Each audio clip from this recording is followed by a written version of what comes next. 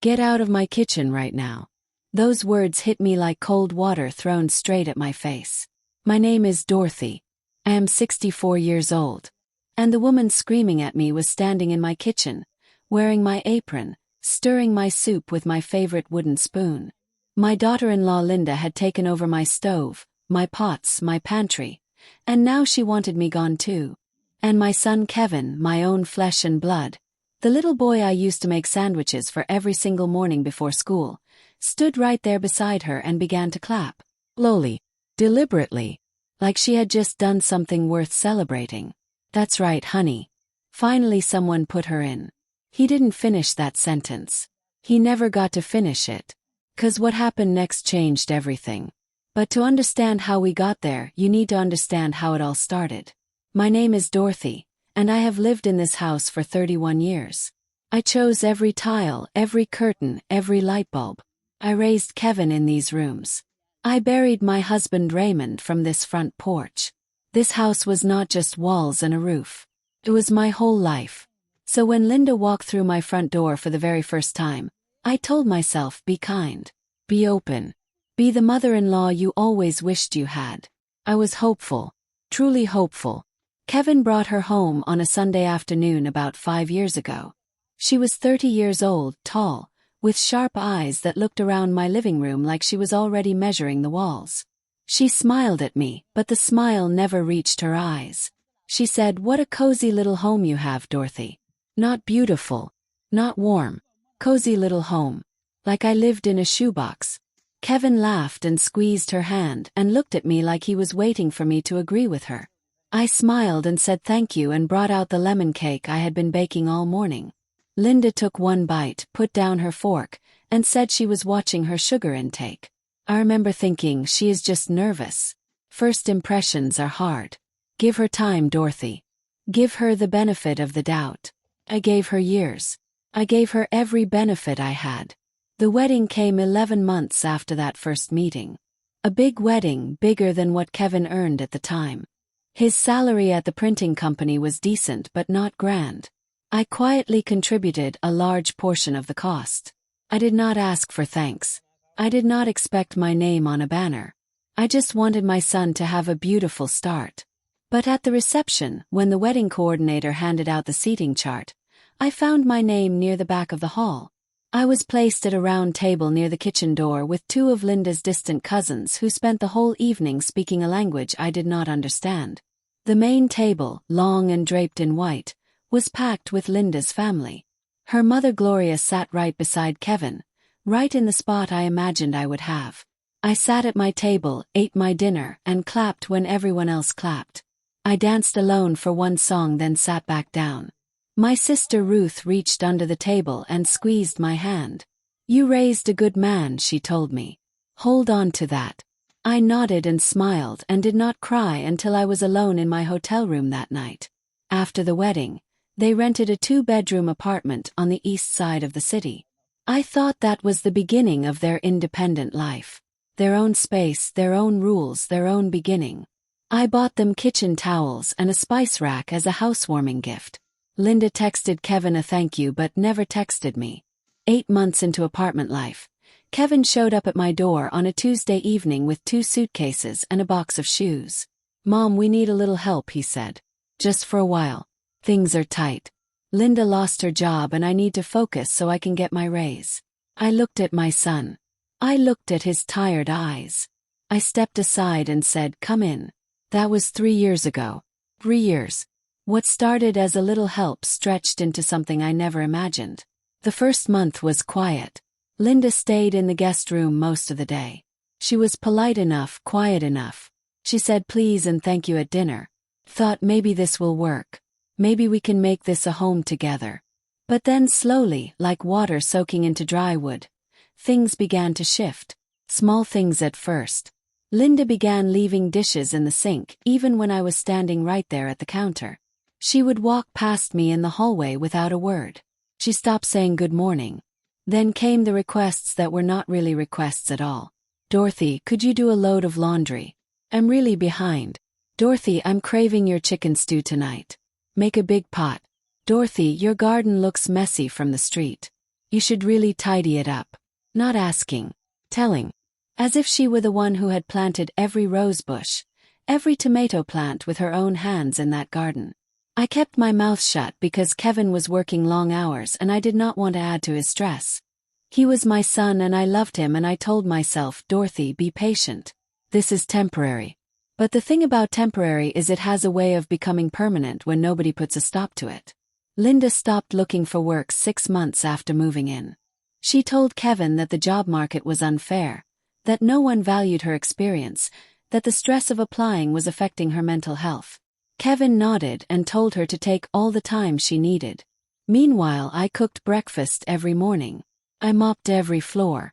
I paid the electricity and the water because Kevin said he would cover it next month, and next month kept moving further away. I never asked to be paid back. I just asked to be treated like a human being. That was all. What I got instead was less and less of even that. Linda started inviting her family over without asking me. Her mother Gloria would arrive on Saturday mornings and plant herself in my armchair and turn on my television and ask me to make coffee. Linda's younger sister Tammy would go through my refrigerator like it was a store. Help yourself, Tammy, Linda would say. There's always plenty here. My food. My refrigerator. My home. And me, standing in the corner of my own kitchen, watching. Always watching. Always quiet. Always swallowing the anger that was building up like water behind a dam. Then came the day everything finally broke open. It was a Saturday in early spring. Linda had announced the week before that she was throwing herself a birthday gathering. Not a small dinner. A gathering. She had invited her mother Gloria, her sister Tammy, 3 cousins, an aunt, and 2 friends from her old job. 12 people in my house. And nobody asked me. Kevin just told me on Thursday evening, "Hey Mom, Linda's having a little party this weekend. I need you to make sure the house looks nice." As if I were the housekeeper being given instructions for an event I had not been invited to plan. Saturday morning I woke up early. I had already decided I would stay out of the way. I would be gracious. I would let Linda have her day. I made myself a cup of tea and sat quietly at the kitchen table with my crossword puzzle. At 9 in the morning, Linda came downstairs in her housecoat and looked at me sitting there like I was taking up space that belonged to her. She opened the refrigerator, stared inside for a long time, then looked at me with that expression I had come to know very well. The one that said, "Why are you still here?" "Dorothy," she said, "I'm going to need the kitchen today. All day. I need the space to prepare everything for tonight." I looked at her. I looked at my kitchen. The pots I had bought at the market 20 years ago hanging on the rack above the stove. The herbs drying in the window that I had grown in my garden. The hand-painted tiles above the sink that my late husband Raymond had installed for me as an anniversary gift. This was not just a kitchen. Every single corner of that room had my life in it. But I stood up, picked up my tea. I said, "All right, Linda. I'll stay out of your way." I went to my room.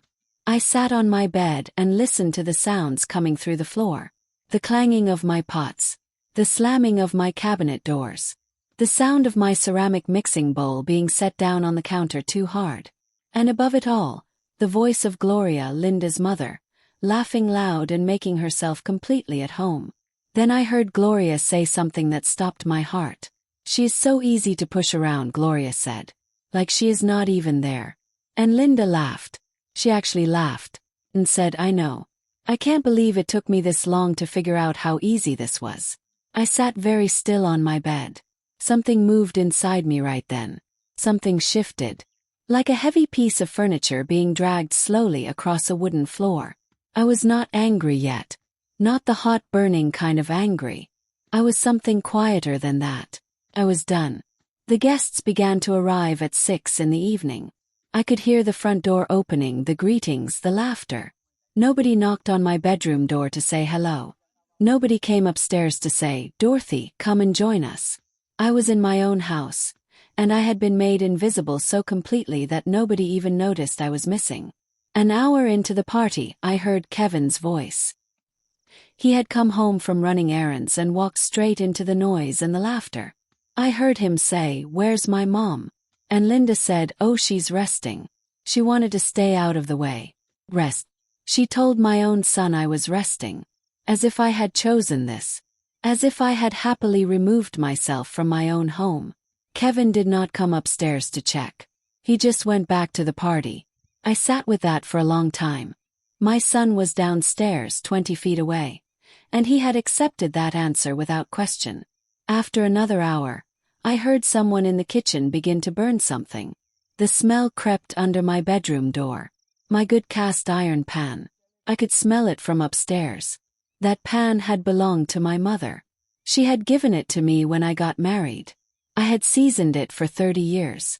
And now it was burning on my stove under Linda's careless hands. That was when I stood up, fixed my hair, put on my house shoes, and I walked downstairs.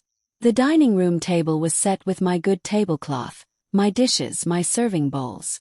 Gloria was seated at the head of the table. The head of my table. I walked past the dining room and went straight to the kitchen. I walked in calmly. Linda was standing at the stove with my cast iron pan smoking under a piece of chicken that had stuck and blackened. I walked to the stove, turned down the flame, moved the pan to a cool burner. Linda spun around and stared at me. "Dorothy," she said, "what are you doing in here?" I looked at her evenly. "I am saving my mother's pan," I said. And the way I said it must have surprised her because she did not respond right away. Then Gloria appeared in the kitchen doorway, arms crossed, eyes sharp. "Dorothy, Linda is cooking in here. Could you give her some space?" I looked at Gloria standing in my kitchen doorway telling me to give space in my own home. And I felt something very calm wash over me. Not cold, not hard, just clear. Like a window finally cleaned after years of fog. I said with great respect, "Gloria, this is my kitchen. Live here. This is my home. Linda uses it because I allow her to. And right now, I am preventing my pan from being permanently ruined." There was a silence so thick you could have cut it. Then Linda found her voice. She raised her chin and she looked at me and she said the words that I will never forget for as long as I live. "Get out of my kitchen right now." Her voice was loud enough that the conversation in the dining room stopped. I heard chairs shifting, heard footsteps, and then Kevin walked into the kitchen doorway right behind Gloria. He saw Linda. He saw me. He saw the smoking pan on the burner. And he did the thing that broke the last piece of my heart. He started to clap. Slowly, theatrically, like Linda had won something. "That's right, honey." Finally someone put her in. He never finished. He never got to say the last word. Because I turned and looked at my son with an expression that stopped him cold. And I said in the quietest voice I have ever used in my life, "Kevin Raymond Ellis. You were born in this house. I changed your diapers in that bathroom down the hall. I painted these walls with my own hands the summer your father was sick. This is my home. And you are standing in it, clapping for a woman who just told me to get out of my own kitchen." Kevin's hands dropped. The smile faded. The room was completely silent. Gloria took a small step back. Linda's face had gone pale. I looked around that room at every face. Then I said, "I think we all need to have a very honest conversation. But not tonight. Tonight is Linda's birthday. Everybody enjoy the party." I reached past Linda and turned off the stove completely. I picked up my cast iron pan and carried it to the sink and left it there to soak.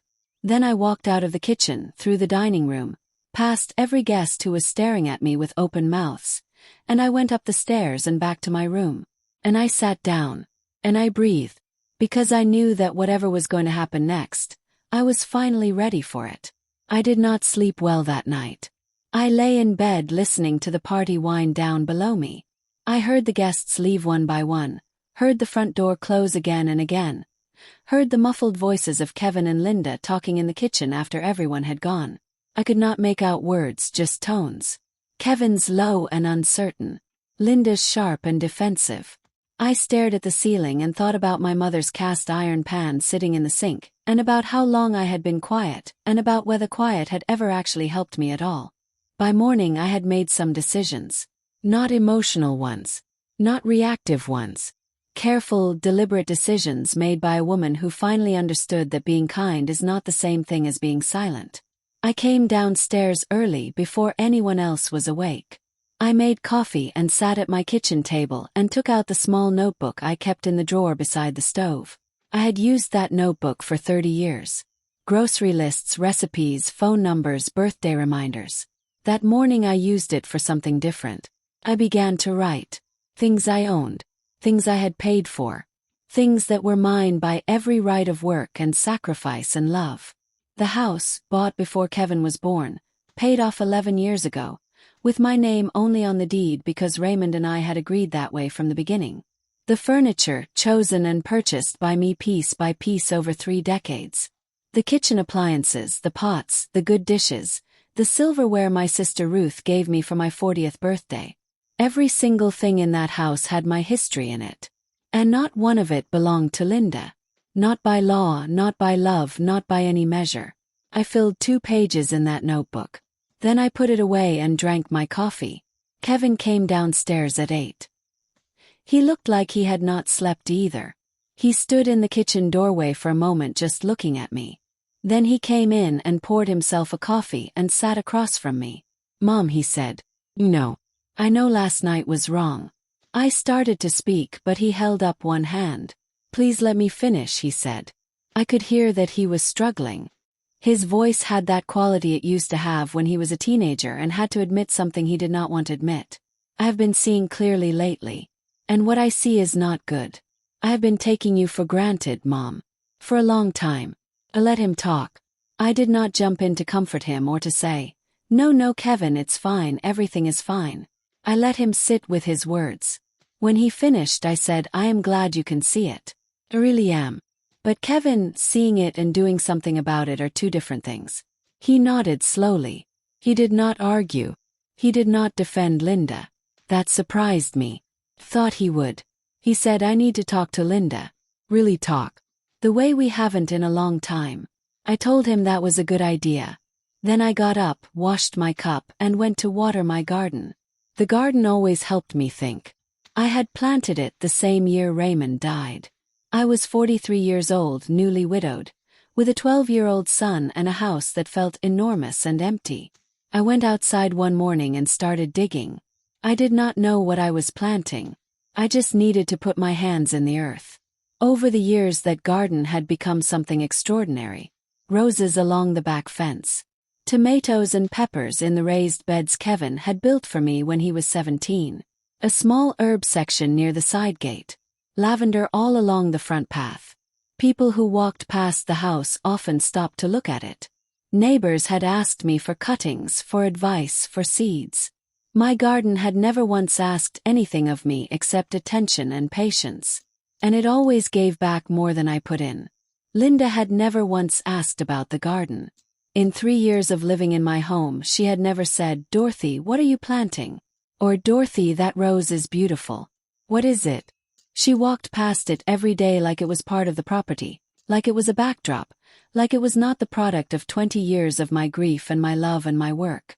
That morning, kneeling in the dirt beside my tomato beds, I allowed myself to feel everything I had been pressing down. The sadness, the anger, the loneliness of living in a house full of people and feeling completely alone. I let the tears come quietly. I did not sob. I did not make noise. I just let them fall into the dirt, and then I wiped my face and kept on working. Because that is what I had always done. And because I was beginning to understand that continuing to work was not the same as continuing to be silent. They were 2 different things. And from now on I was going to be very clear about which was which. 3 days passed. Linda barely came out of the bedroom. Kevin moved around the house quietly, carefully, like a man walking on ice. He helped with dishes without being asked. He took out the trash before I could get to it. These were small things, but I noticed them. I noticed everything now.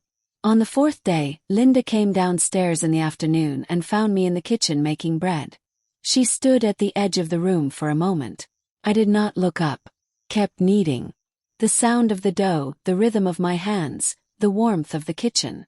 "Dorothy," she said finally. I looked up. She was standing with her arms crossed and her eyes on the floor. Not the bold Linda who had told me to get out.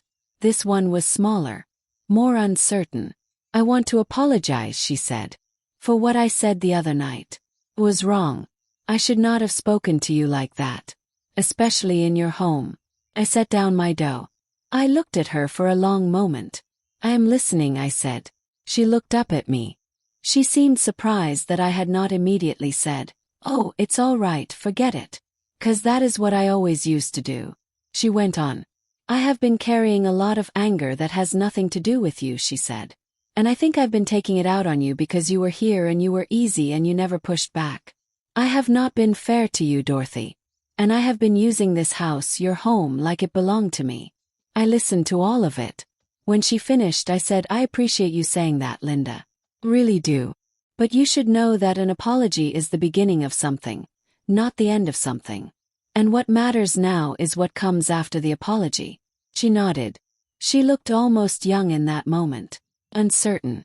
Like someone standing at a door and not sure whether to knock. "I want to do better," she said. "I want to actually try." I told her I was glad. And I meant it. Not the desperate kind of glad I used to feel, where I would cling to any small kindness because I was so starved for one. This was a quieter kind of glad. The kind that does not need anything. The kind that can just sit there and see what grows. Kevin came in from outside while we were still standing there. He looked from Linda to me and something moved across his face. Relief, I think. Or the beginning of it. He said, "Mom, can we all sit down together? I think we need to talk about some things." And we did. We sat at my kitchen table, the three of us, with cups of coffee and the smell of bread in the air. And Kevin said things he had never said to me before. Things that were hard to say. He told me that he had stopped seeing me as a person at some point. That somewhere between the stress of work and the pull of keeping Linda happy and the easy comfort of my house, he had stopped seeing me as a woman with her own feelings and her own life. He had started seeing me as a fixture. Part of the house. Reliable. Permanent. Always there. Always providing. Never needing anything back. And he said, "I do not know when it happened, Mom. But I am ashamed of it." I let him sit with that. I did not rush to tell him it was okay. 'Cause it was not fully okay. But it was the truth. And the truth, even when it hurts, is always better than a comfortable silence. I said, "Kevin, I need things to change. Not because I am angry. Because I have let this go on too long and it has not been good for any of us. Not for you. Not for Linda. And certainly not for me." He said, "What do you need, Mom?" And for the first time in years I told him. Clearly. Directly. Without softening it or wrapping it in apology. I need to be respected in this house. I need to be consulted when decisions are made about my home. I need the space to live my own life inside these walls without asking permission to be here. I need to stop being treated like a housekeeper who never gets paid and never gets thanked. Kevin did not flinch. He took it all in. He said, "You are right. And we are going to do better." Linda said nothing. But she was looking at her coffee cup and I could see her jaw working. Processing. Taking in the reality of something she had chosen not to see for a long time. I let the silence sit. I did not fill it with reassurances. When the bread was done, I took it out of the oven and sliced 3 pieces and put butter on the table. And we ate together in the kitchen with the windows open and the spring air coming in from the garden. It was not perfect. There was still tension in the room, still things unsaid, still long distances to cross. But it was real. And real was something I had almost forgotten how to trust. The weeks that followed were not a fairy tale. Change never is. Linda did not wake up the next morning a different woman. Kevin did not suddenly become the attentive, thoughtful son I had raised him to be before somewhere along the way he had lost himself. But things moved. Slowly. Imperfectly. In the way that real things move when people are honestly trying. Linda started cleaning up after herself. Not always. Not perfectly. But more than before. She began to say good morning again. Small thing. Simple thing. But it mattered because it showed she was thinking about me, even in the smallest way. Kevin began coming home earlier. Not every night, but some nights. He would sit with me in the living room for an hour before dinner. We talked about things we had not talked about in years. His father. The old neighborhood. Things he remembered from being a child in this house. One evening he said, "Mom, do you remember when I broke the kitchen window with my baseball and you did not yell at me?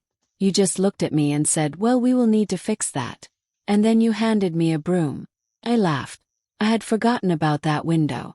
He said, you were always so calm. Even when things were hard. I said, I was not always calm on the inside, Kevin. I just tried not to make things worse. He was quiet for a moment. Then he said, I think I owe you a lot of apologies. Not just for lately. For a long time. He nodded. I said, you can spend that debt the same way I spent every debt I ever had. Not by saying sorry. By doing the work. He looked at me. Said, that sounds like something Dad would have said. Smiled. It does a little, I told him. He was a practical man, your father. I miss him too, Mom, Kevin said. Every day. Something loosened in my chest. We sat in the quiet of the living room with a lamplight and the garden visible through the front window, and for the first time in years I felt my son beside me. Not just physically. Truly beside me. It was fragile and new. But it was there. One morning about 3 weeks after the party, I received a phone call from my sister Ruth. She had been checking on me every few days since I had told her what happened. How are you holding up? She asked. I told her truthfully. Better, I said. Not perfect, but better. Ruth is 3 years older than me and has always had a directness I admired. She said, Dad, I have been thinking. You have been living in that house doing everything for everyone for years. What do you do for yourself? I was quiet. I thought about it honestly. Garden, I said. I do my crossword. I read sometimes. Ruth said, that is not enough. You need to get out more. You need something that is yours alone. Something outside those walls. I knew she was right. I had been pouring everything into that house, into Kevin, into keeping the peace, and I had poured almost nothing back into myself. I thought about all the things I had set aside. Years ago, before Raymond died, I used to paint. Watercolors mostly. Flowers from the garden, views from the back window, the light on the water when we visited the coast. I had been good at it. Raymond always said I should sell them. I had laughed and said, who would want these? After he died, I packed up the paints and the paper and put them in the closet in the spare room and never took them out again. I had told myself I did not have time. The real truth was that without Raymond to paint for, it had not seemed to matter. But sitting there on the phone with Ruth, I thought maybe it is time. Not for Raymond. Not for anyone else. For me. For the woman who still had years ahead of her, and more to give and more to feel than she had allowed herself to feel in a very long time. I went to the spare room that afternoon and opened the closet. The box was still there, pushed to the back behind winter coats. I pulled it out and opened it. The paints had dried up. The brushes were stiff. But the paper was still good. I took the box downstairs and set it on the kitchen table. I looked at it for a long time. Then I went online and ordered new paints. Set of good ones. The kind I had always wanted but never bought for myself because there was always something more practical to spend that money on. When they arrived 2 days later, I sat at the table in the morning light and I opened them and I painted the view through my kitchen window. The garden. The lavender along the path. The old oak at the back fence. It was not perfect. My hands were rusty and the proportions were off and the water I used turned the lightest colors muddy. But it was mine. And it felt like breathing. Linda came into the kitchen mid-morning and stopped when she saw me painting. She looked at the paper on the table and then at the brushes and the little pots of color. Then she said, you paint. There was genuine surprise in her voice. Not condescension. Just surprise. Said, I used to. I am trying to start again. She came closer and looked at the painting. Then she said, that is really good, Dorothy. I looked at her. I could see she meant it. Small moment. Nothing dramatic. But it was honest and it was kind, and that was more than I had gotten from her in 3 years. Things continued to shift in small ways through the following weeks. Linda found a part-time position at a florist shop in the next neighborhood over.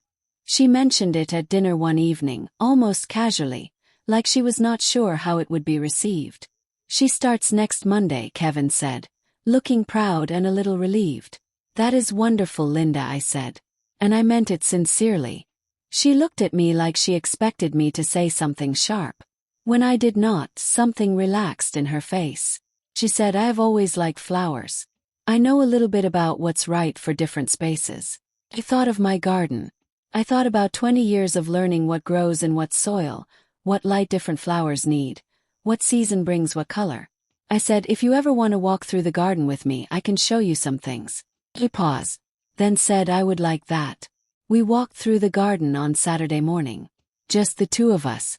I showed her the roses and explained how I pruned them in autumn and tied them back in spring. I showed her the lavender and told her that the bees loved it more than anything else. She was quiet and attentive in a way I had never seen her be before. At the back fence, she stopped in front of the old climbing rose that had been growing there since the year Raymond died. I planted that the spring after I lost my husband, I told her. She looked at it. All the way up the fence. Then she said, it is magnificent. Yes, I agreed. It really is. We walked back inside in a different silence than any we had shared before. Not the silence of avoiding each other. The silence of two people who had just found one small piece of common ground and were not quite sure what to do with it yet. But it was a beginning. A month after the birthday party, Kevin sat down with me and suggested something that surprised me. He said, Mom, I think Linda and I need to talk to someone. Counselor, maybe. Together. Because some of what has been happening between us is not just about you or this house. Goes deeper. I looked at him. I said, I think that is one of the most grown-up things you have ever said to me. He smiled a little. He said, I have been doing a lot of thinking. I said, I can see that. He asked me if I would be willing to see someone too. Not with him. My own. I had never considered therapy for myself. I was from a generation that solved its problems by working harder and speaking less. But I thought about the box of paints in the closet. I thought about the years I had spent being invisible. I thought about my daughter-in-law telling me to get out of my own kitchen and the specific quality of the silence inside me when she said it. And I said, yes, I will think about it. I made an appointment with a counselor named Dr. Adara Marcus the following week. She was a quiet woman about 10 years younger than me with a way of listening that made you feel heard without feeling judged. In our first session, I told her about the birthday party. She listened without interrupting. Then she said, Dorothy, when Linda said those words to you, what did you feel in that exact moment?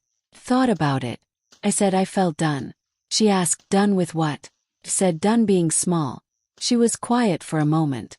Then she said, tell me about the last time before that moment when you allowed yourself to take up your full amount of space. I could not answer right away. I had to think back a very long time. I thought back to before Raymond died. To the woman I had been then. Confident in my opinions. Quick with a laugh. Someone who expressed her feelings without 17 layers of careful softening. Somewhere in the grief, somewhere in the years of raising Kevin alone, somewhere in the long quiet work of keeping a household going by myself, I had made myself smaller. Not all at once. Little by little. Like a candle burning down in a draft.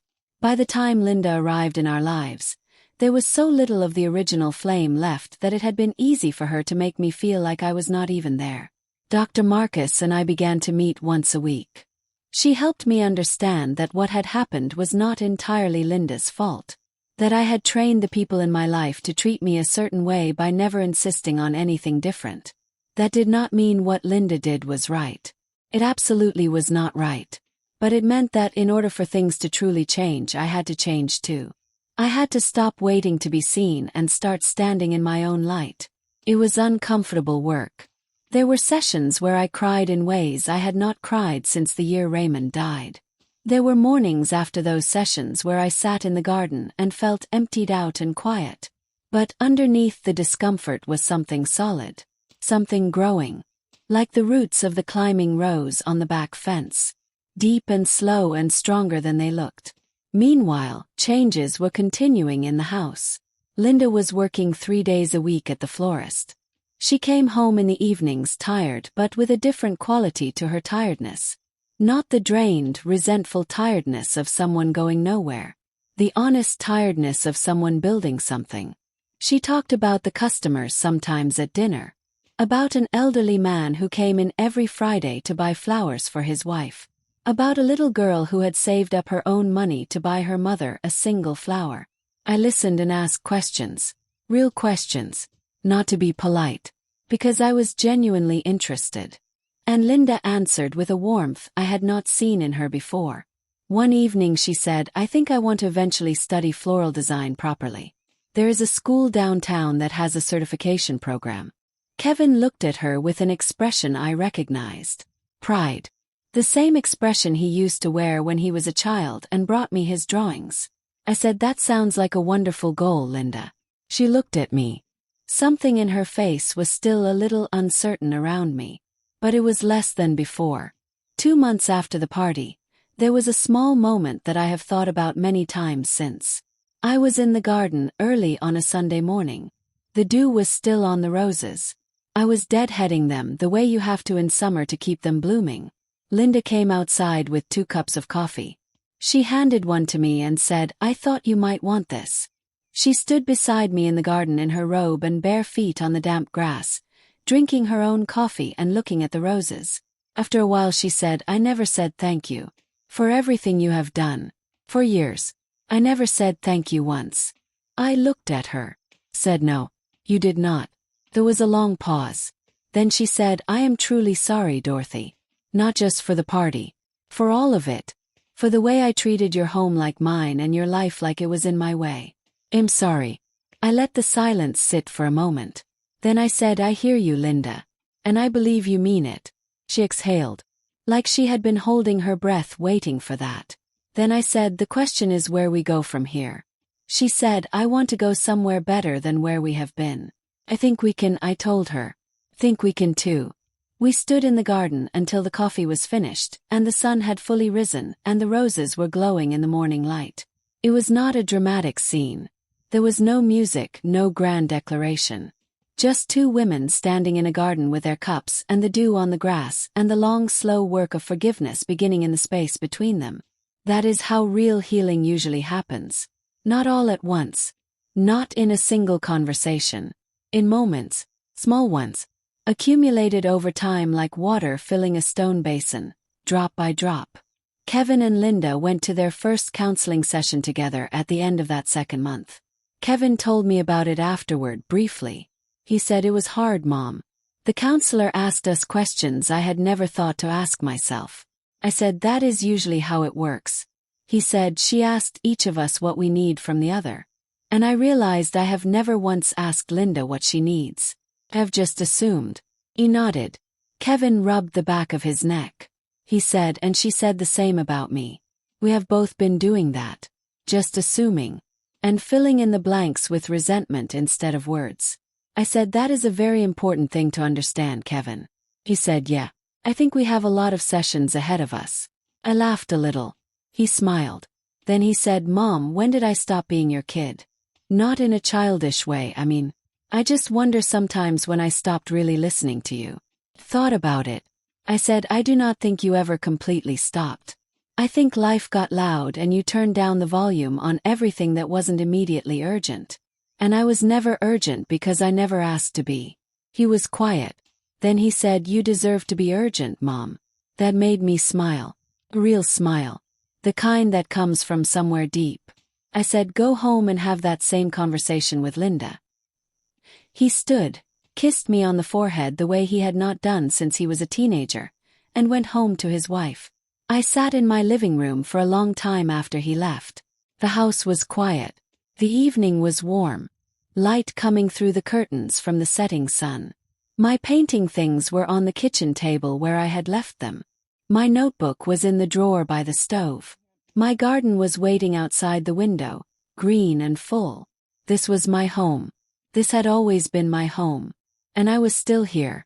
Still standing in it. Still whole. The summer moved on. Linda's part-time position at the florist turned into a full-time one.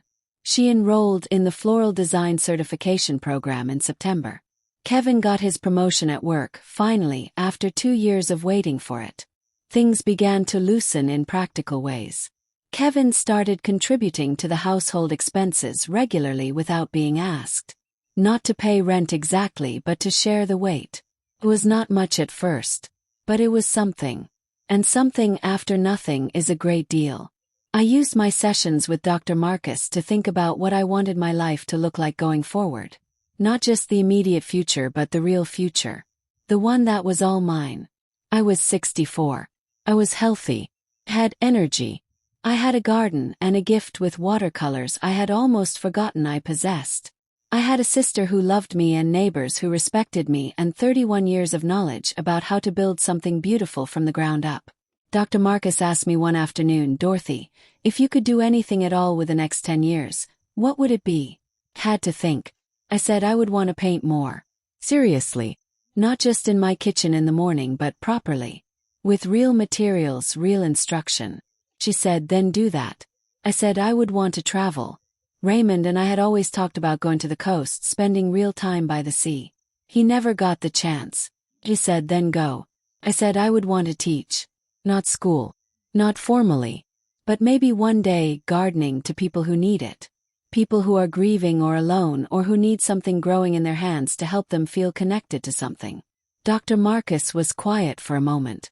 Then she said, "Dorothy, you have just described a very full life." I looked at her. Said, "Yes, suppose I have." She said, "What is standing between you and that life?" I sat with that question.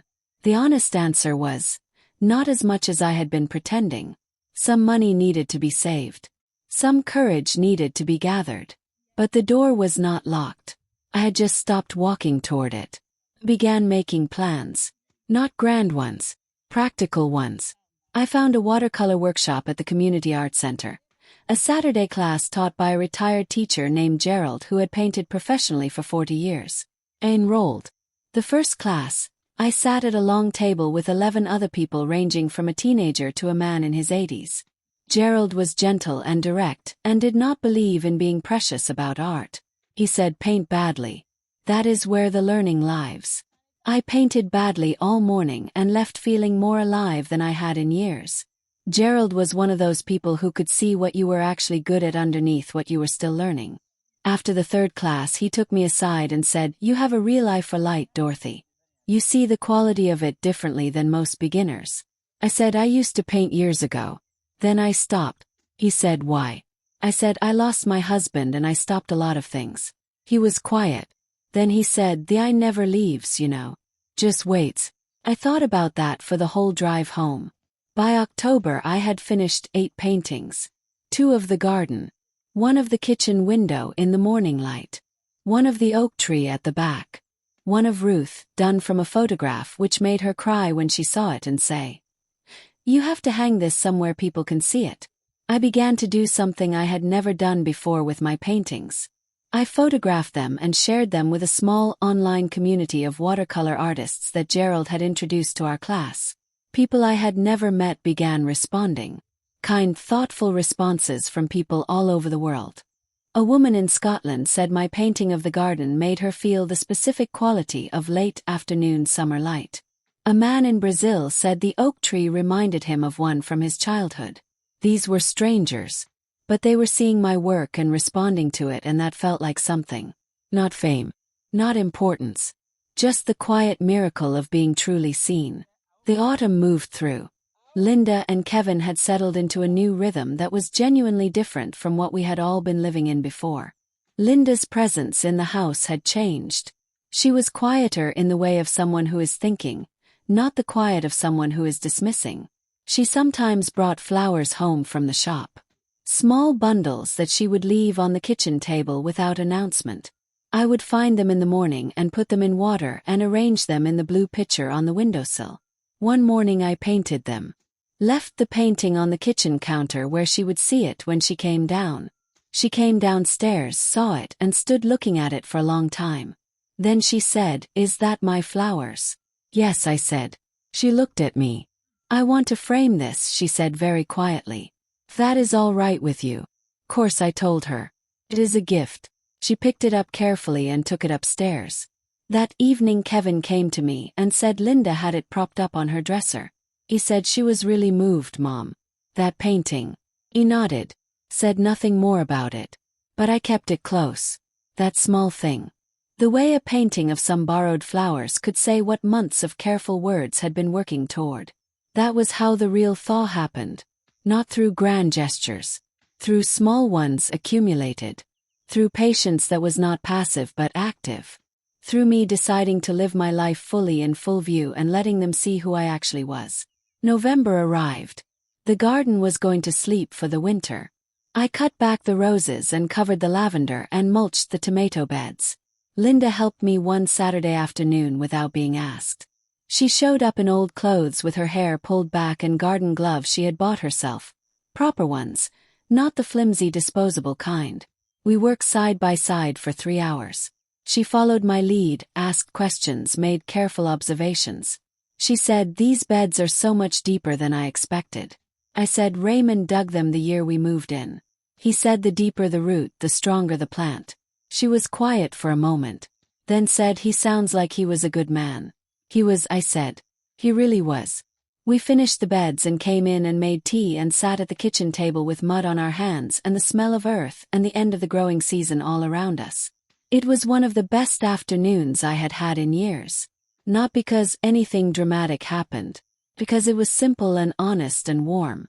That evening I called Ruth and told her about it. She said, "That something has really changed over there." Said, "Yes, think it has." She said, "What changed first, do you think?" Thought about it. I said, "I think I did. I think the moment I walked back into that kitchen and took my pan off the stove instead of staying in my room and accepting it, I think that was the moment. Everything after that was just following through on the truth I had told myself in that one action." Ruth said, "That is exactly right." And she was quiet for a moment. Then she said, "I am proud of you. I've always been proud of you. But right now, in this specific season, I am especially proud of you." Held that close. In the way you hold things that are given simply and without performance. The winter came. The house was warm. There was a new rhythm to the days. One that had room in it for all of us without any of us having to disappear to make space for the others. Linda was studying hard for her floral design certification exams. Kevin was adjusting to the new responsibilities of his promotion.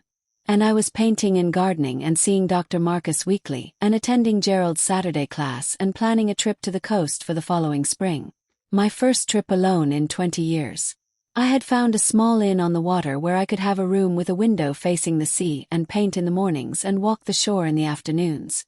It was not expensive. Had the money.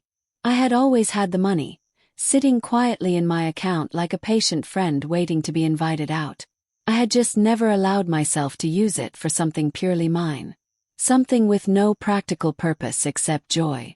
Kevin and Linda were coming to see me off at the train station on the morning I left. Kevin carried my bag. Linda handed me a small wrapped parcel at the platform. "Something for the trip," she said. I opened it on the train. It was a beautiful small sketchbook, the kind with thick cold-press paper perfect for watercolors, and a note in Linda's handwriting that said, "Paint everything you see. And paint it for yourself." I held the sketchbook in my lap as the city moved past the window and the sea got closer with every mile. I thought about the woman who had sat in her room listening to the sounds of a birthday party she had not been invited to. And I thought about the woman who was sitting on this train now with a new sketchbook and a room on the water waiting for her. Same woman. Different size. I spent 4 days at the coast. I painted 14 sketches. The morning light on the harbor. The fishing boats at low tide. A lighthouse in the distance, small and white. Old stone walls covered in lichen. Seabirds standing on a pier post. The reflection of the sky in a tide pool. I walked in the mornings and painted in the afternoons and ate dinner by myself in a small restaurant where the owner gave me extra bread and asked about my paintings. It was the most peaceful 4 days I had spent in as long as I could remember. On the last evening I sat on the shore and watched the sun go down. The light turned everything gold and amber, and I thought about Raymond who had always wanted to come here. I talked to him the way I sometimes did when I was alone and needed to. I said, "I made it to the sea, Ray. It is as beautiful as we imagined. I hope wherever you are you can see this light." The water was very still.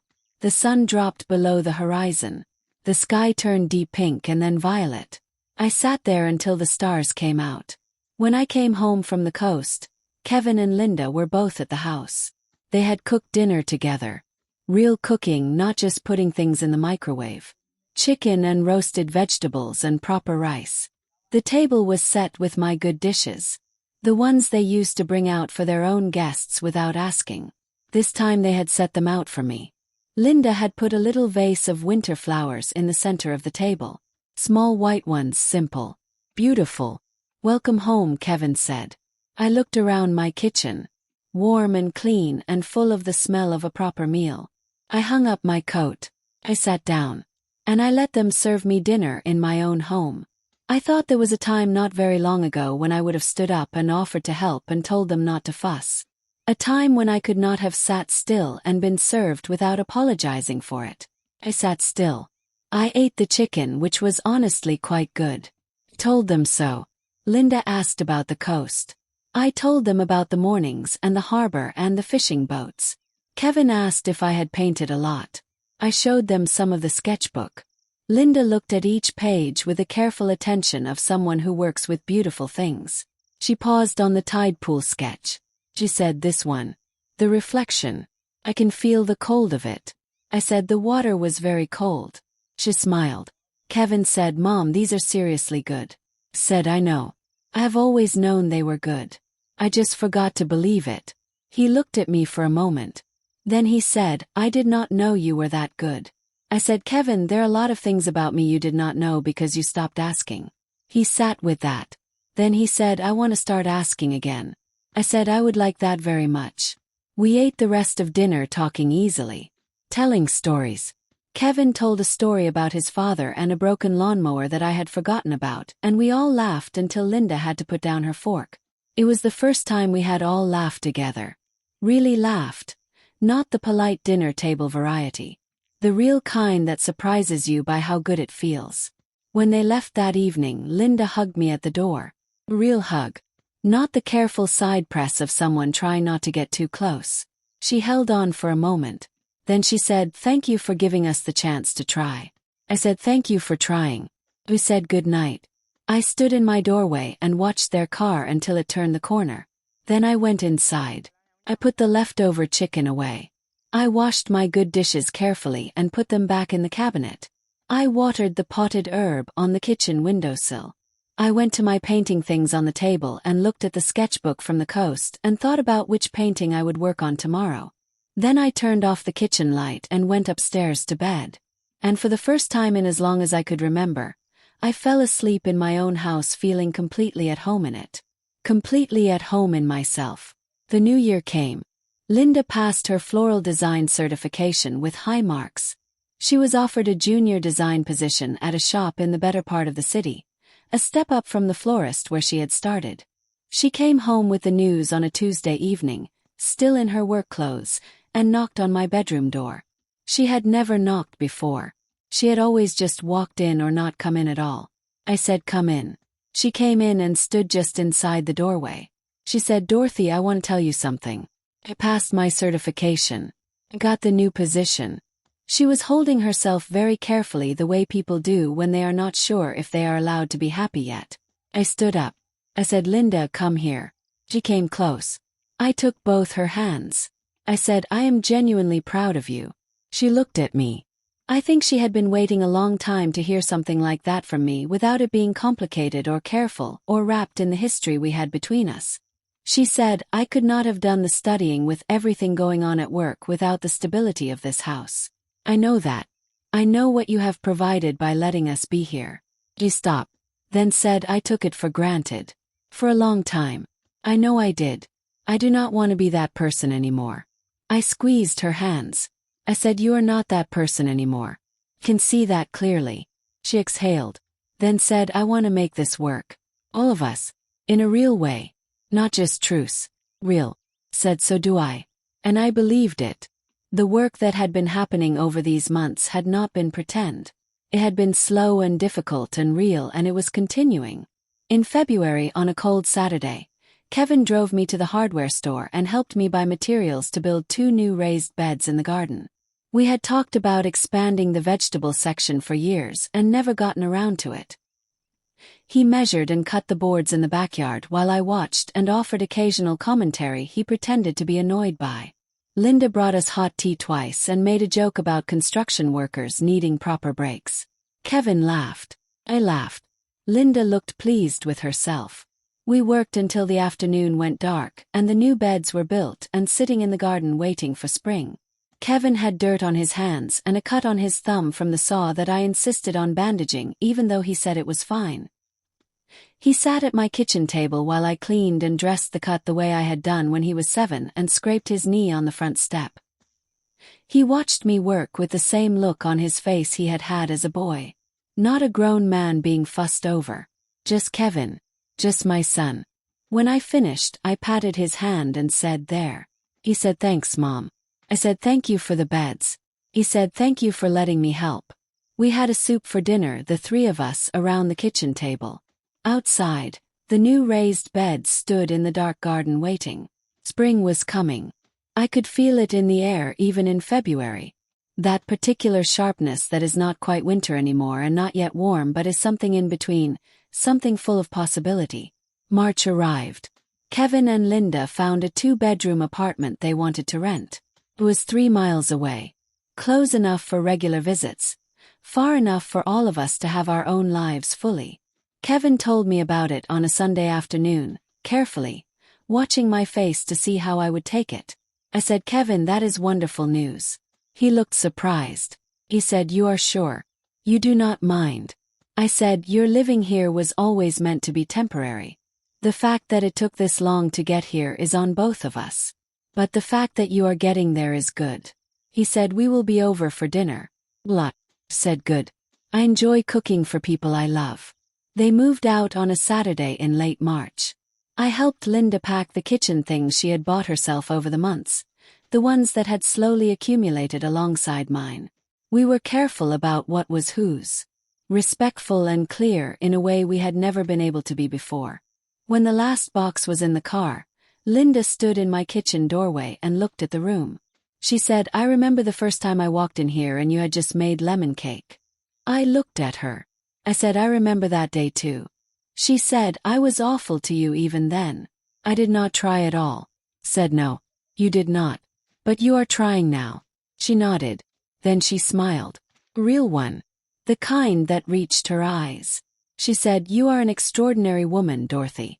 I want you to know I see that." Said, "Thank you, Linda. Really do." She hugged me again at the door. This time it lasted even longer. When their car finally pulled out of the driveway, I stood on my porch and watched until the last turn. Then I went inside.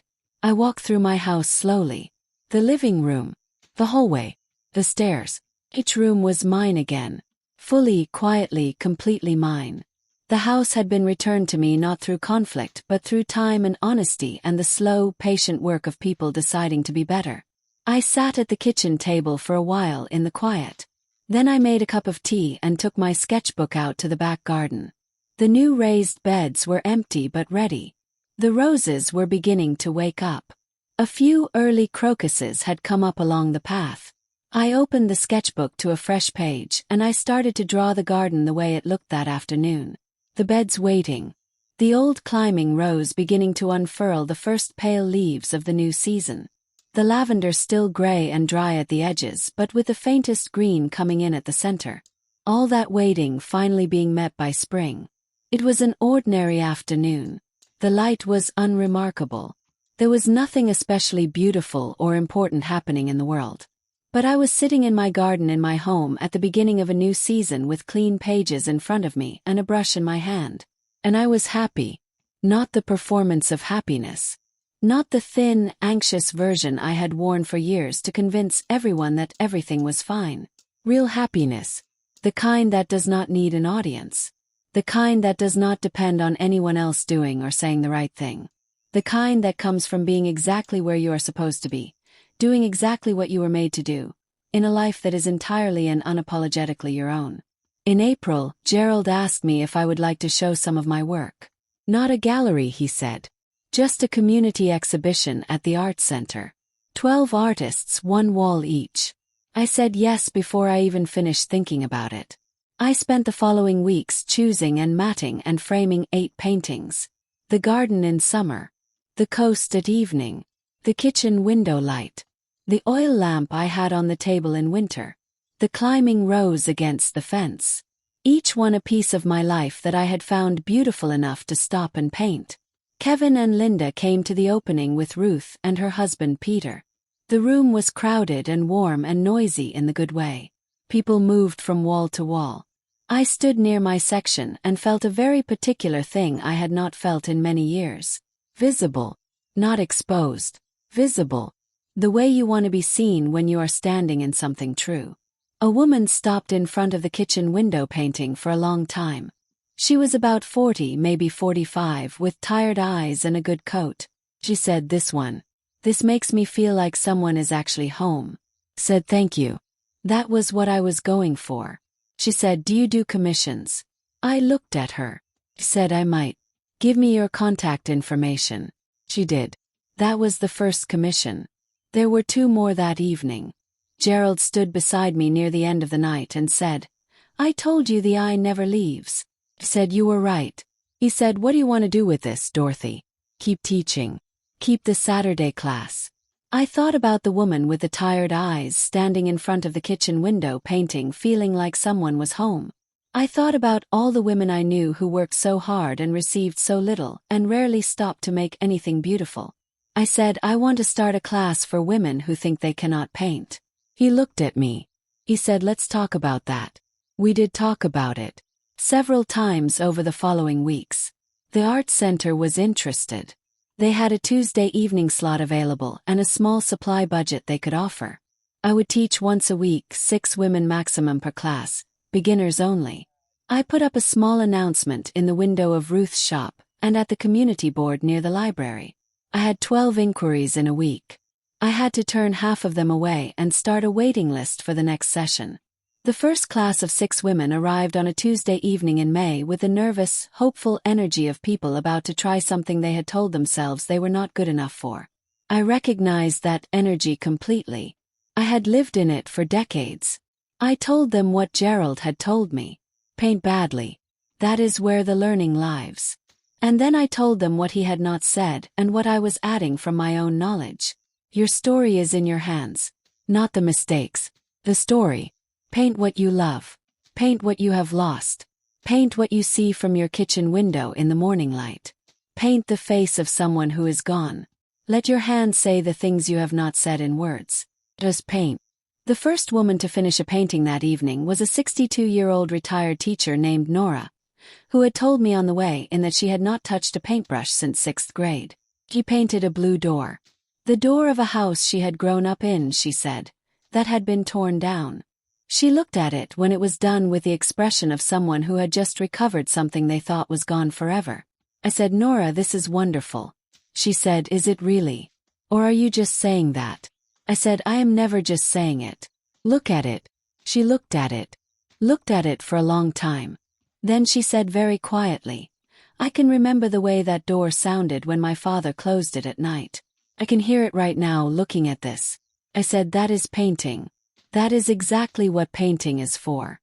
She nodded, wiped her eyes quickly, went back to work. I stood in that room with those 6 women on that Tuesday evening and felt something I wanted to remember exactly as it was. The light was soft and the room smelled of paper and pigment and something harder to name. Something like possibility. Something like women deciding they were allowed to take up space. Kevin called me that night after the class. He said, "How did it go, Mom?" I said, "It went beautifully." He said, "I knew it would." We talked for 20 minutes. A real conversation, the kind we had been slowly rebuilding over the months. He told me about a project at work he was proud of. I told him about Nora and the blue door. He said, "Mom, do you remember when I was in 2nd grade and I used to paint in the kitchen after school while you were making dinner?" Said, "Of course I do. You used to paint the most extraordinary cats." He laughed. He said, "I wonder where I got that from." Smiled. I said, "I wonder too." We said good night. I sat in my living room after the call. My 8 framing paintings were visible from where I sat. The garden, the coast, the climbing rose. Pieces of my life on the wall in my own house where I had every right to put them. The house was quiet. The garden was outside in the soft spring dark. My class would meet again next Tuesday. The second raised bed needed to be planted in the next week or 2. Linda was coming Saturday to walk through the garden and help me choose what to put in the new beds. Kevin was bringing lunch. My trip to the coast last year had given me enough material for another 10 paintings at least. Dr. Marcus had asked me last week what it felt like to be living fully. I had to think about what fully even meant for a moment. Then I had said, it feels like not apologizing for taking up air. She had smiled. She said, that is the most accurate description of it I have ever heard. I am Dorothy. I am 64 years old. I live alone in my house with my garden and my brushes and my cast iron pan and my mother's wooden spoon and 31 years of living in these rooms threaded through every corner and every wall. I have loved and I have lost and I have been made invisible by people I let get too close without requiring they treat me well. And I allowed that because I was told that love meant sacrifice and sacrifice meant silence and silence meant keeping the peace. I believed that for a very long time. I do not believe it anymore. What I believe now is that love and self-respect are not in competition with each other. That setting a boundary is not the same as pushing someone away. That the women who matter most in this world are not the ones who disappear so that others can shine. They are the ones who stand firmly in their own light and say, I am here. I was always here. And I am staying. I believe that it is never too late to pick up something you set down in grief. Brush. A garden trowel. Voice. Life. I believe that the best thing you can give the people who have let you down is not endless grace without consequence. The best thing you can give them is the clear, honest truth of what you need and then the space to decide whether they are going to rise to meet it. Because when they do rise, and Kevin and Linda are rising slowly and imperfectly and truly, it means so much more than it would have if you had never required it of them. I have been thinking a lot lately about my mother and her cast iron pan. She used that pan her whole adult life. She seasoned it twice a year and never used soap on it and handed it down to me the week before her wedding to my father. She said, Dorothy, this pan takes time. You cannot rush a good seasoning. It builds up over years. Every time you cook in it you add a layer. And after long enough you have something that nothing sticks to. I have thought about that pan in many different contexts over the years. But I think about it most right now, in this season of my life, when I am building something in myself. Layer by layer. Every painting I finish. Every class I teach. Every morning I walk through my garden and see what is growing. Every honest conversation I have with my son. Every time I sit across from Dr. Marcus and say the thing that is hard to say. Every time I choose myself without apology. Each of those things is a layer. And after long enough you build something that nothing sticks to. Not the dismissal of a daughter-in-law who was too proud to see you. Not the carelessness of a son who loved you without truly seeing you. Not the slow erasure of years lived in service to others with nothing returned. None of it sticks anymore. Because I have been seasoning this life, this self, this cast iron heart of mine for 64 years. And I am only getting better at it. The spring garden is in. The tomatoes are in the new beds Kevin built. The lavender is coming in strong along the front path. The climbing rose on the back fence is covered in buds that have not opened yet but will. I planted sweet peas along the east wall this year. Something I have always wanted and never done. They are going up the trellis already, climbing toward the light in the particular way of things that know exactly what they were made for. Linda came and helped me with the planting on Saturday as promised. She has learned quickly. She knows how deep to plant and how far apart and when to water. She has good hands for it. At one point she asked me how you know if a plant is going to make it. I said you do not always know right away. You watch. You water. You pay attention. You give it what it needs and you wait. She nodded. She looked at the new beds and said, that is a little bit like people. I said, it is exactly like people. She smiled at the ground. Then she said, you have been very patient with Kevin and me. More than we deserved. I said, I have been exactly as patient as was necessary. No more. She laughed a little at that. Then said, I want you to know that I see you, Dorothy. I actually see you now. Said, I know you do. I can feel the difference. And that means something to me. She hugged me briefly. The way people do when words have run out and something real is between them. Then she went back to planting. We worked together in the quiet warmth of the afternoon. The bees were already finding the lavender. A robin was singing from the oak at the back. My hands were in the dirt and the sun was on my neck and there was something growing in every direction around me. Everything I had tended toward, everything I had refused to give up on, everything I had chosen when I could have chosen silence instead. My sister Ruth calls me every Sunday. Last Sunday she said, "Da, you sound different." Said, "How do you mean?" He said, "Younger. But not young exactly. Like you have come back to yourself." I said, "That is exactly what has happened." She said, "Do you know what the best part of all of this is?" Said, "Tell me."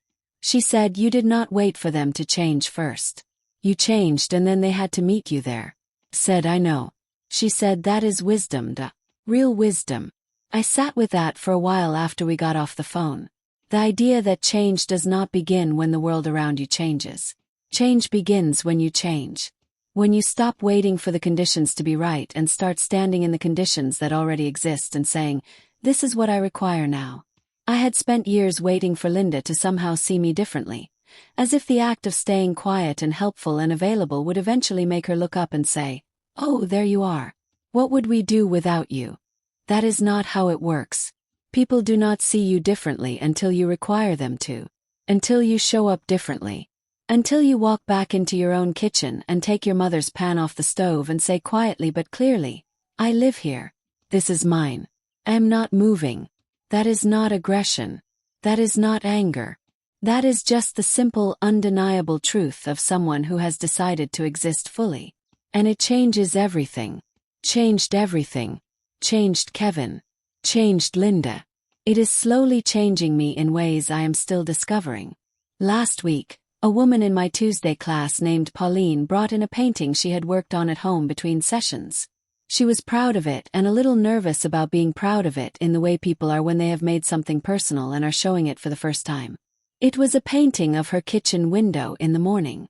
The light coming through a yellow curtain, a coffee cup on the sill, a single flower in a small glass vase. She held it toward me and said, "Is this the right kind of thing?" I looked at it for a long time. I said, "Pauline, this is exactly the right kind of thing." She exhaled. I said, "Do you know what you have done here?" She shook her head. I said, "You have painted yourself being alive. That is the hardest thing to do and the most important." She looked at the painting again. Then she looked at me. She said, "I sat at my window with my coffee this morning and I thought, this is beautiful. I have sat there 1,000 times and never thought that. Why today?" I said, "Because today you were looking at it instead of through it." She held that. The whole class was quiet for a moment. Then someone else said, "That should be on a wall somewhere." Everyone laughed. The class went on. I moved from easel to easel, offering small suggestions, answering questions, watching 6 women give themselves permission to see and be seen. This, I thought, is what I was supposed to do. Not instead of everything else. Not as a consolation for the years I lost. In addition to everything else. As the next thing. The truest thing. The thing that was waiting patiently in my hands all along. May turned to June. The garden was in full summer now. The tomatoes were climbing their stakes. The sweet peas were blooming in waves of pink and purple and white along the east wall. The climbing rose on the back fence was as magnificent as it had ever been. Great arching branches covered in blooms that smelled like the best memory you have of summer. I photographed it every morning at different lights. I painted it 4 times.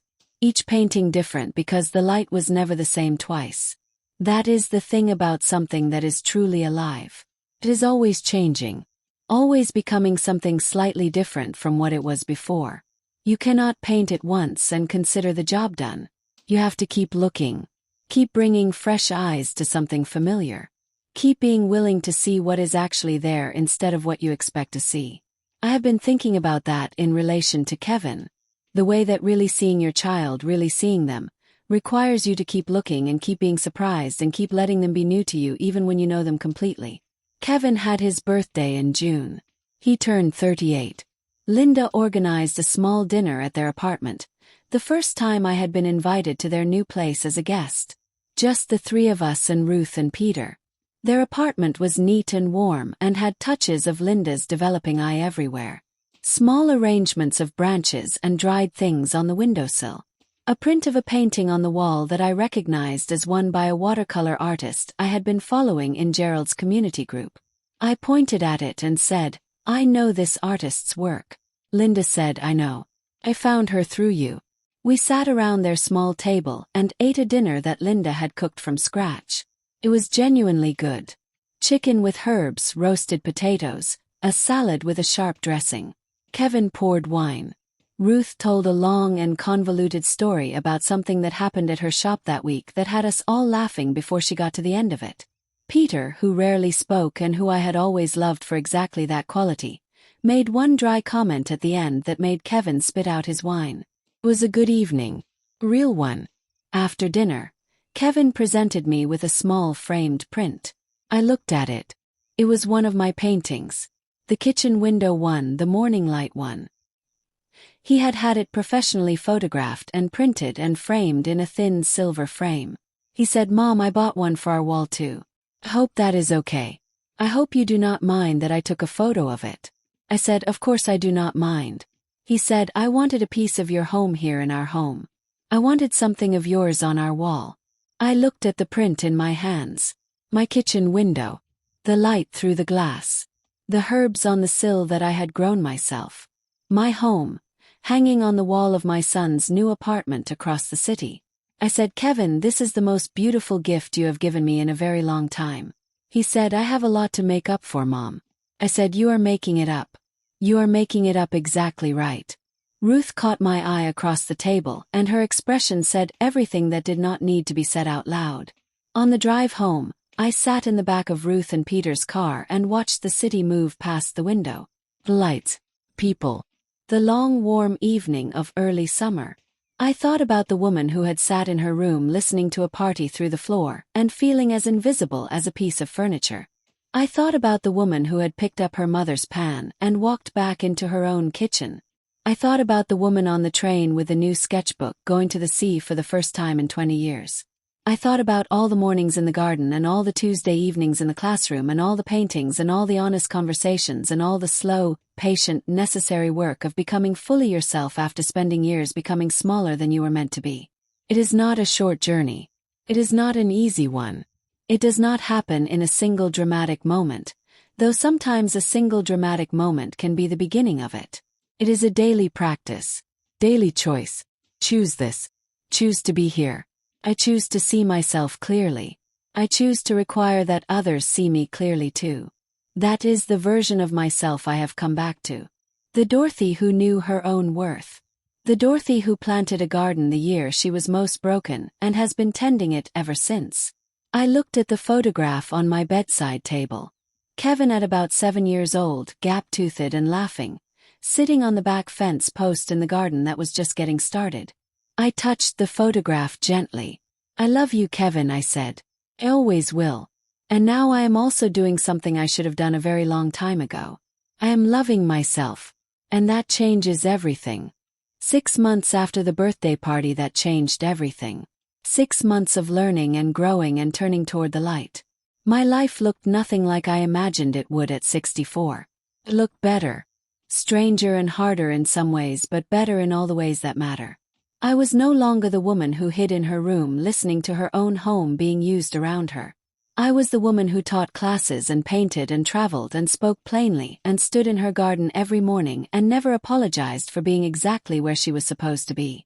Kevin and Linda were in their apartment 3 miles away. He was doing well at work and had become, in the words of his own manager, someone people trusted. That pleased me more than the promotion or the salary. Linda had begun taking on private floral arrangement commissions in addition to her shop work. She was building something of her own. Not leaning on mine anymore. Building her own. Which was all I had ever wanted for her, if I am completely honest. Not because it made my life easier, though it did. Because she is a capable and talented woman who deserved to know her own power. Their therapy was continuing. Kevin told me once that the counselor had asked him to describe his mother in 5 words. He said the first 4 had been easy and the 5th had taken him a long time. I asked what the 5 were. He said strong, patient, creative, generous. I asked about the 5th. He paused. He said invisible. "Not because that is what you are," he said quickly, "but because that is what I allowed you to be. And that is on me." I said, "It was on both of us, Kevin." He said, "You never stop being visible to yourself, Mom. That is the difference. That is what I admire most." One afternoon I received a letter. Not an email. An actual handwritten letter, which I had not received in years. It was from Linda's mother, Gloria, the same woman who had stood in my kitchen doorway and told me to give space in my own home. The same woman who had called me easy to push around and laughed with her daughter about how simple I was. I recognized her handwriting on the envelope. I sat with it unopened for a while before I could bring myself to read it. When I finally opened it, it said this: "Dorothy, I have been wanting to write this letter for months and could not find the right words. I am not good at admitting when I have been wrong. But I have been very wrong about you. I treated you with contempt for years, and I encouraged my daughter to do the same.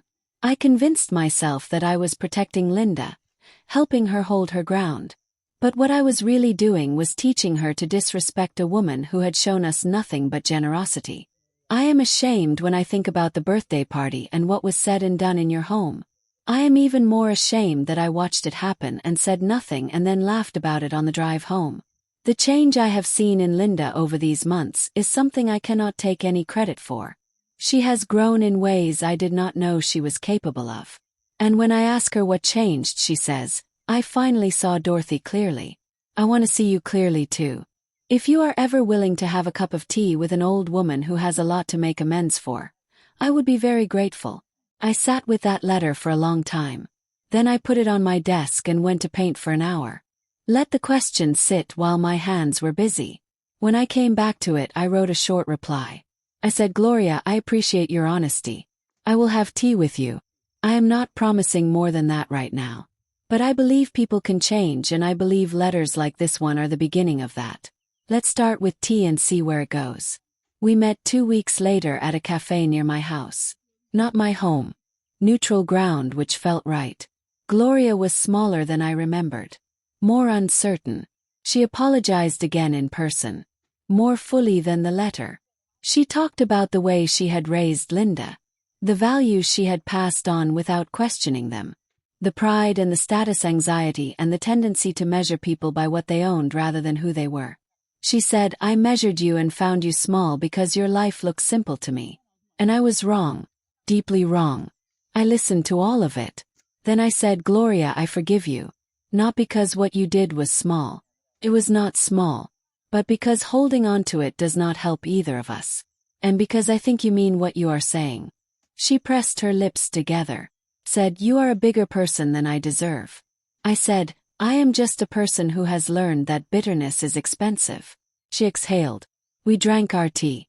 She told me about her life. Things I had never known, things behind the bravado and the contempt. Her own difficult marriage and the years she had spent covering it with performance. Her fear for Linda, who she had seen marry into a situation that reminded her too much of her own young years. The way that fear had made her sharp and protective in all the wrong directions. I listened without judgment. By the time we left, something had shifted between us. Not friendship. Not yet. But the beginning of something honest. Something that might, over time with patience and tending, become something real. Like a seed in a new bed. Too early to know what it will grow into. But in the ground. Life. That is more than nothing. That is actually quite a lot. My birthday came at the end of July. 65. Kevin and Linda came over. Ruth and Peter. Gerald from the Saturday class. Nora from the Tuesday group, who had become a genuine friend. Linda made a cake from scratch. A lemon one, specifically. She said, "I remembered that you made a lemon cake the first day we met. And that I did not eat it. I thought maybe it was time to make you one back." I looked at the cake on my kitchen table. Simple and beautiful. Glazed with lemon icing and decorated with a few small yellow flowers from the garden that Linda had woven into the top. I said, "This is the most thoughtful thing you have ever done for me." She said, "The first of many, Dorothy. Promise."